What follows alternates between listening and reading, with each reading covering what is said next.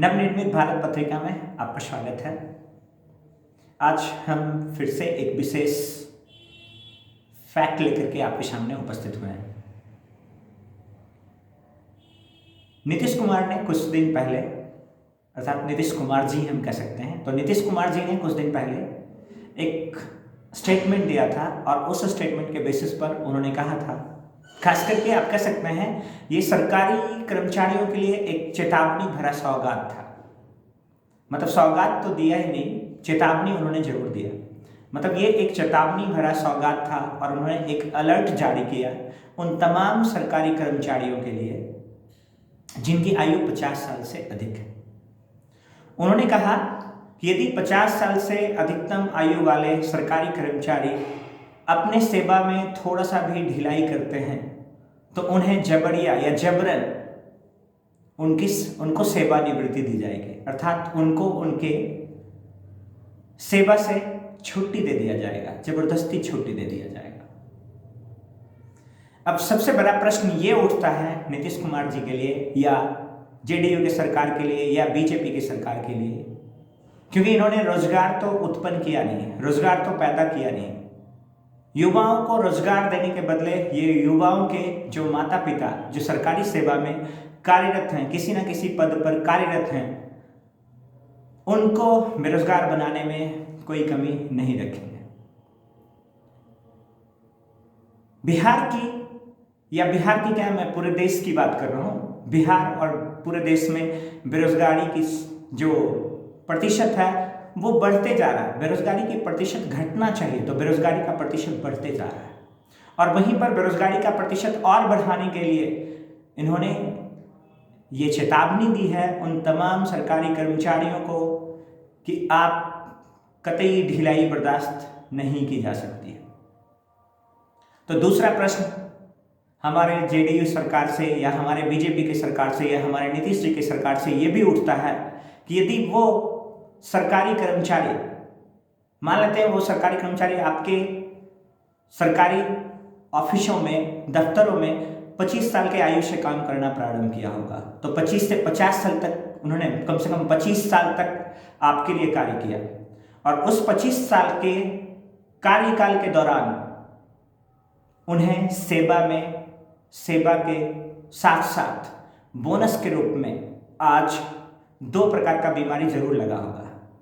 उन्हें सेवा के साथ साथ मधुमेह नामक बीमारी लगा होगा, उन्हें सेवा के साथ साथ ब्लड प्रेशर नामक बीमारी लगा होगा, जो सेवा के साथ साथ पेंशन के रूप में उन्हें मिला। वो 2 बीमारी जो उन्हें पेंशन के रूप में मिला है, उन 2 बीमारियों के साथ आप जबरदस्ती अगर उन्हें सेवानिवृत्त करेंगे तो पूरा बिहार, पूरा तमाम समाज आपसे युवाओं के रोजगार के बारे में प्रश्न उठाएगा। ऐसे बिहार के लिए क्या, बिहार में सरकारी नौकरी का मतलब ही मधुमेह बीमारी है। जैसे मधुमेह बीमारी पूरे जीवन में कभी छूटता नहीं, वैसे ही बिहार में सरकारी जॉब लगने के बाद या ना लगने के बाद लोग हमेशा कार्यरत होते हैं, हमेशा प्रयासरत होते हैं कि कब उनको सरकारी नौकरी मिले। अर्थात सरकारी नौकरी क्या मधुमेह से कम है? कहाँ मिल रहा है लोगों को सरकारी नौकरी? तो सरकारी नौकरी पाने के लिए जो हमारे युवा होते हैं 37 ईयर तक, 40 साल तक, 41 साल तक, मतलब कह सकते हैं ना कि एक मधुमेह बीमारी है जो कभी जाने वाली है नहीं।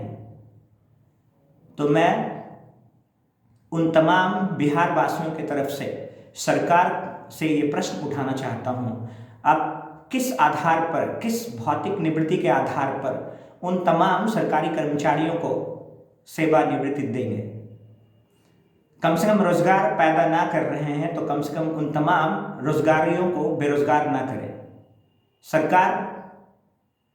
क्या ये सरकार का एक प्रोपेगेंडा है कि पुराने कर्मचारियों को हटाएंगे तब नई सेवानिवृत्ति लाएंगे? सेवानिवृत्ति कोई सुझाव नहीं है, सेवानिवृत्ति कोई रास्ता नहीं है जिससे रोजगार उत्पन्न किए जा सकते हैं। रोजगार को उत्पन्न करने के लिए आपके पास प्रोपेगेंडा होना चाहिए, सरकार के पास प्रोपेगेंडा होना चाहिए। आपके शासनकाल में नए नवनिर्मित पुल गिर जाएं तो कोई बात नहीं है, लेकिन अगर 50 साल के बूढ़े लोग, 50 साल के सरकारी कर्मचारी अगर आपके ऑफिस में थोड़ा सा देर से पहुंचे या ढिलाई करें काम में, तो आप उन्हें सेवानिवृत्ति देंगे, तो फिर वो जो पुल, जो नया नया नवनिर्मित पुल जो उद्घाटन के समय गिर जाता है या उद्घाटन के 1 घंटे बाद गिर जाता है या उद्घाटन के 1 साल के अंदर गिर जाता है, उन तमाम लोगों के खिलाफ आपका क्या एक्शन होता है? आप क्यों नहीं उन तमाम लोगों के खिलाफ एक्शन लेते हैं? तो खैर, आपके शासनकाल में अगर नवनिर्मित पुल गिर सकता है, तो 50 साल के आयु वाले लोगों को अगर आप जबरदस्ती छुट्टी दे देते हैं, तो ये कोई बहुत बड़ी बात नहीं होगी। परंतु सरकार से बार बार लोगों की ये अपील रहती है कि बेरोजगारों को रोजगार के प्रति कुछ न कुछ एक नए प्रोपेगेंडा के स्तर पर कार्य कर करके लोगों को, बढ़ते हुए लोगों को, युवाओं को, शिक्षित युवाओं को, अशिक्षित युवाओं को कैटेगराइज करके आप विभिन्न वर्गों में उनकी भर्ती कर सकते हैं। शिक्षक जो हमारे स्कूलों में कार्यरत होते हैं, शिक्षक होते हैं वो बेचारे, उन्हें पढ़ाने देने के बदले उनसे मानव श्रृंखला बनवाया जाता है, जबरदस्ती मानव श्रृंखला बनवाया जाता है उनसे। वो नहीं भी चाहते होंगे मानव श्रृंखला में भाग लेना, फिर भी उनसे मानव श्रृंखला बनवाया जाता है और इतिहास रचा जाता है कि बिहार ने सबसे बड़ी लंबी मानव श्रृंखला रची। अच्छी बात है, उस मानव श्रृंखला का मैं भी एक हिस्सेदार हूँ, मैं भी उस मानव श्रृंखला की कड़ी से जुड़ना चाहता हूँ। लेकिन मानव श्रृंखला की कड़ी से आप रोजगार देकर को युवाओं को जोड़े, ना कि वो शिक्षक जो शिक्षा के लिए कार्यरत हैं उनसे जनगणना करवाया जाता है। उन्हें आप पढ़ाने के लिए मौका कहाँ दे रहे हैं? स्कूलों में जो वो पढ़ाएंगे उनसे जनगणना करवाया जाता है, उनसे मानव श्रृंखला की कड़ी बनवाई जाती है। तो अगर आपको मानव श्रृंखला बनवाना है, मानव श्रृंखला के लिए इतिहास बनवाना है, तो आप मानव श्रृंखला के नाम पर एक सरकारी दफ्तर खोलिए, उन्हें विशेष सेवा करने का अवसर दीजिए, दहेज प्रथा को रोकने के लिए कार्यरत कीजिए, उन्हें मानव श्रृंखला नाम की एक दफ्तर बनाइए, उन्हें विशेष रूप से दहेज प्रथा रोकने के लिए कार्यरत करें और वैसे युवाओं को उसमें भर्ती करें जो हमेशा समाज की कुरीतियों को दूर करने के लिए कार्यरत हो। तो कृपया करके सरकार से ये अनुरोध है कि आप कम से कम मधुमेह और ब्लड प्रेशर से ग्रसित पेंशन वाले सरकारी कर्मचारियों को निवृत्त ना करें।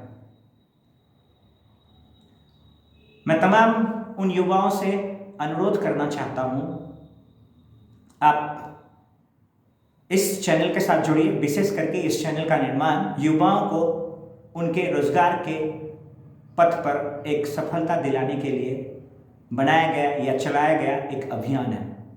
जय हिंद, जय भारत।